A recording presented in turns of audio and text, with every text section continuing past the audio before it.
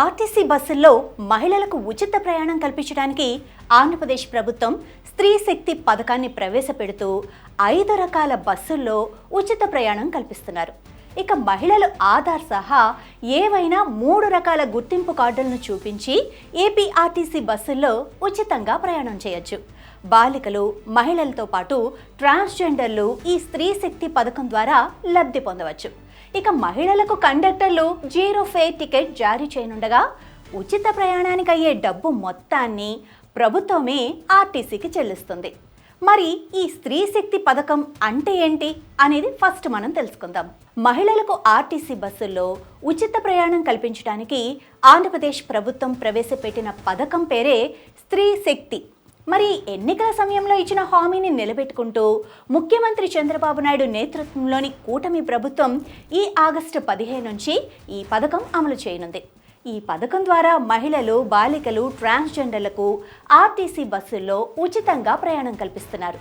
స్త్రీ శక్తి పథకానికి సంబంధించిన మార్గదర్శకాలు ప్రభుత్వం ఆగస్టు 11న విడుదల చేస్తూ 5 రకాల బస్సుల్లో మహిళలందరికీ కూడా ఈ ఉచిత ప్రయాణ సౌకర్యాన్ని అందిస్తున్నారు.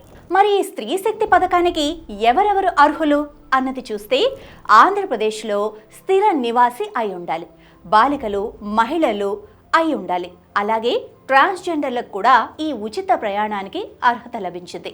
ఇక నిర్దిష్ట గుర్తింపు కార్డు కలిగి ఉండాలి. ఆర్టీసీ బస్సుల్లో ఉచిత ప్రయాణం కోసం ఉద్దేశించిన స్త్రీ శక్తి పథకం కింద లబ్ధి పొందేందుకు మహిళలు ఆంధ్రప్రదేశ్ రాష్ట్రంలో నివసిస్తున్నారు అని తెలిపే ఏదైనా ప్రభుత్వ గుర్తింపు కార్డును చూపించాల్సి ఉంటుంది. ఆర్టీసీ బస్సుల్లో ప్రధానంగా Aadhaar card, voter ID, ration card లాంటి 3 రకాల గుర్తింపు కార్డులను అంగీకరిస్తారు. మరి మహిళలంతా కూడా ఏ బస్సుల్లో ఉచితంగా ప్రయాణించవచ్చు అన్న డౌట్ ఉంటుంది. అవి ఏంటి అంటే మొట్టమొదటిగా పల్లె వెలుగు, ఆ తర్వాత ultra Palle Velugu, express, city ordinary, metro express. వీటిల్లో మాత్రమే ఫ్రీ ప్రయాణం ఉంటుంది. ఏపీఆర్టీసీ బస్సుల్లో దాదాపు 75% బస్సుల్లో మహిళలకు ఉచితంగా ప్రయాణించేందుకు అవకాశం కల్పిస్తున్నట్లు ఆంధ్రప్రదేశ్ ప్రభుత్వం తెలిపింది. కొన్ని ప్రత్యేక బస్సుల్లో ఉచిత ప్రయాణానికి అనుమతి అనేది లేదు. నాన్ స్టాప్ బస్సుల్లో ఉచిత ప్రయాణం వర్తించదు. ఇతర రాష్ట్రాల మధ్య తిరిగే అంతర్రాష్ట్ర బస్సు సర్వీసుల్లో ఉచిత ప్రయాణం వర్తించదు. అనగా జిల్లాల నుంచి తెలంగాణ, కర్ణాటక, తమిళనాడు లాంటి అంతర్రాష్ట్ర సర్వీసుల్లో ఈ ఉచిత ప్రయాణానికి అనుమతి అనేది లేదు. ఇక అలాగే Saptagiri express, ultra deluxe, super luxury, star liner సహా ఇతర ఏసీ బస్సుల్లో ఈ స్త్రీ శక్తి పథకం వర్తించదు. తిరుమల, తిరుపతి మధ్య తిరిగే సప్తగిరి బస్సుల్లో ఉచిత ప్రయాణం వర్తించదు. కాంట్రాక్ట్ క్యారేజీ బస్సుల్లో ఈ ఉచిత ప్రయాణం వర్తించదు. చార్టెడ్ సర్వీసుల్లో ఉచిత ప్రయాణం అవ్వదు. ప్యాకేజీ టూర్ బస్సుల్లో ఈ ఉచిత ప్రయాణం వర్తించదు. ఇక అలాగే శ్రీశైలం వెళ్లే బస్సుల్లో ఉచిత ప్రయాణం లేదా అన్న డౌట్ కూడా వచ్చి ఉంటుంది. శ్రీశైలం ఘాట్ రోడ్లో ఉచిత ప్రయాణం అమలు చేయకూడదని ప్రభుత్వం భావిస్తోంది. ప్రజల భద్రతను దృష్టిలో పెట్టుకుని మరికొన్ని మార్గాల్లో కూడా మహిళల ఉచిత ప్రయాణానికి అనుమతి ఇవ్వకూడదని ప్రభుత్వం భావిస్తోంది. జిల్లాల మధ్య ఉచిత ప్రయాణం ఉందా అన్న డౌట్ మీలో చాలా మందికి వచ్చి ఉంటుంది. ఒక జిల్లాకు చెందిన మహిళ ఆ జిల్లా పరిధిలో ఎక్కడైనా ఉచిత ప్రయాణం చేయవచ్చు. ఇతర జిల్లా పరిధిలో ఉచిత ప్రయాణం చేయటానికి అనుమతి ఉండదని గతంలో వార్తలొచ్చాయి.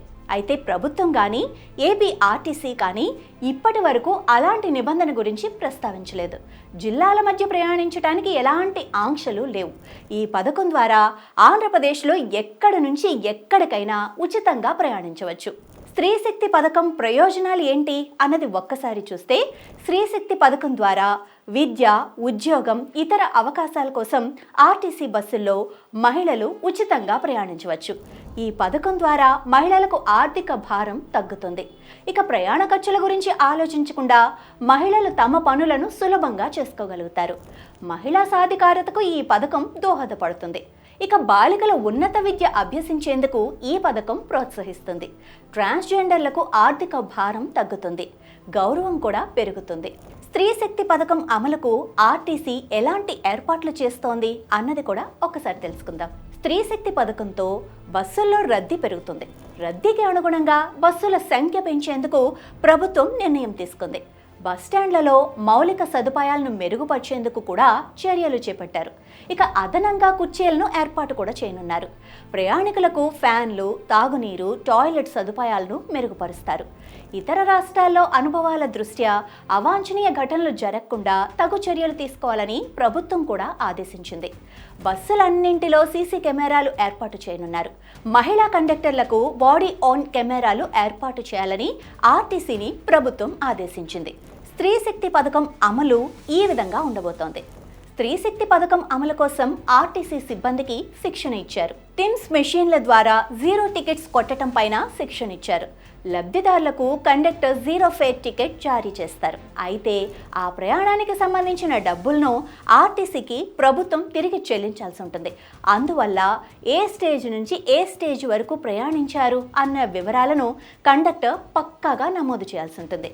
ఈ టికెట్లను బట్టి ఏపీ ఆర్టీసీకి ప్రభుత్వం డబ్బులు తిరిగి ఇవ్వడానికి వీలవుతుంది. జీరో ఫేర్ టికెట్ల జారీని నిర్వహించడానికి టిమ్స్ మిషన్ల కోసం ప్రత్యేకంగా సాఫ్ట్వేర్ను అభివృద్ధి చేశారు. ఇతర రాష్ట్రాల్లో అనుభవాల రీత్యా ఈ పథకాన్ని పారదర్శకంగా అమలు చేసేందుకు సాంకేతికతను అభివృద్ధి చేస్తున్నారు. ఉచిత బస్సు పథకం కోసం సంవత్సరానికి సుమారు 1942 కోట్లు ఖర్చవుతుందని అధికారులు ప్రాథమికంగా అంచనా వేశారు. ఈ మొత్తం డబ్బును ఏపీఎస్ఆర్టీసీకి ప్రభుత్వం తిరిగి చెల్లిస్తుంది. ఇక ప్రయాణికుల సంఖ్య పెరిగే అవకాశం ఉన్నందున కొత్త బస్సులను కొనుగోలు చేసేందుకు కూడా ప్రభుత్వం అనుమతిచ్చింది. వీటిలో 1050 ఎలక్ట్రిక్ బస్సులు కూడా ఉన్నాయి. తొలి దశలో 750 బస్సులు అందుబాటులోకి రానున్నాయి. మరి ఆటో డ్రైవర్ల సంగతి ఏంటి? అది కూడా చూద్దాం. స్త్రీ శక్తి పథకం రాకతో ఆటో డ్రైవర్ల ఆదాయానికి గండిపడే ముప్పుండగా ఆటో డ్రైవర్లకు ఏ విధంగా సాయం చేయాలన్న అంశంపై ప్రభుత్వం దృష్టి సారించింది. ఆటో డ్రైవర్ సంఘాలతో చర్చించాలని మంత్రివర్గాన్ని ముఖ్యమంత్రి చంద్రబాబు నాయుడు ఆదేశించారు కూడా. ఈ స్త్రీ శక్తి పథకానికి సంబంధించి ఎలా ఫిర్యాదు చేయవచ్చు అన్నది కూడా ఒకసారి చూస్తే, స్త్రీ శక్తి పథకం ఆంధ్రప్రదేశ్ వ్యాప్తంగా ఆగస్టు 15 నుంచి ప్రారంభం కానుంది. ఇప్పటి వరకు ఈ పథకానికి సంబంధించి అధికారిక వెబ్సైట్ను ప్రారంభించలేదు. ఫిర్యాదుల కోసం టోల్ ఫ్రీ నెంబర్ కూడా ప్రకటించలేదు.